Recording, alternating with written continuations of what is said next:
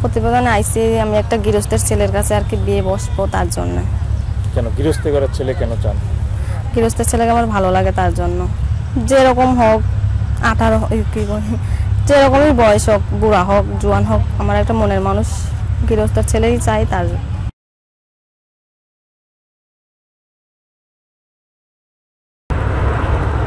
আপনি তো সুন্দর কেন?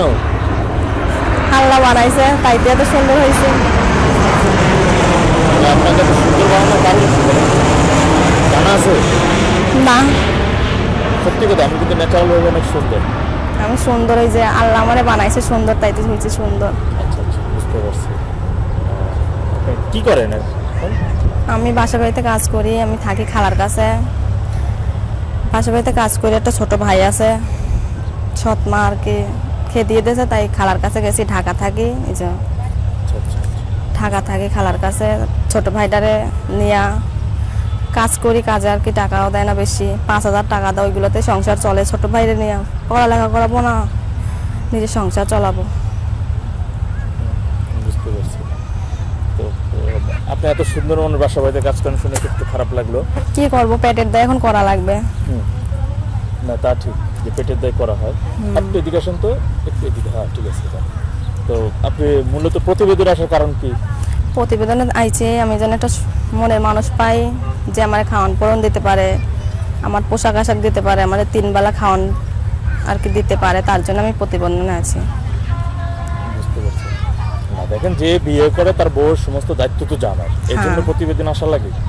প্রতিবেদনে আইছি আমি একটা গৃহস্থের ছেলের কাছে আর কি বিয়ে বসবো তার জন্য। কেন গৃহস্থী ঘরের ছেলে কেন চান?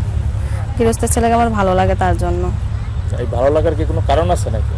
কারণ নাই কোনো, আমার আশা আছে তার জন্য আমি গৃহস্থের ছেলের কাছে আর কি বিয়ে বসবো। না, গৃহস্থী ঘরের ছেলে তো একটা ভালো লাগার একটা কারণ থাকে, যে এই কারণে তাদের আমার ভালো লাগে। ভালো লাগে তাদের আচার ব্যবহার, তার জন্য তাই। আচার ব্যবহার। হ্যাঁ। বুঝতে। আপনার বয়স কত? আমার বয়স 18। 18 বছর। হ্যাঁ। তো এই যে প্রতিবেদনে যে ছেলে পাওয়া যায়, পাত্র পাওয়া যায়, এটা কই শুনছেন? শুনছি মানুষের মুখে, তার জন্য আসছি প্রতিবেদনে। আচ্ছা আচ্ছা, বুঝতে পারছি। তো বাবা মা চলে যাওয়ার কারণ কি? চলে গেছে, বাবা মা ফেলে থুয়ে চলে গেছে। আব্বু একটা বিয়ে করছে, মা বলছে আমি কি করব, তোর বাবা বিয়ে করছে আমিও চলে যাই, তার জন্য ছোট খালার কাছে থাকি। বুঝতে পারছি। মানে বাবা চলে গেছে, এই জন্য মা আবার এক জায়গায় বিয়ে করে চলে গেছে। বুঝতে পারছি। তো আপনি এখন মানে ছেলের বয়স কেমন হতে হবে বা দেখতে?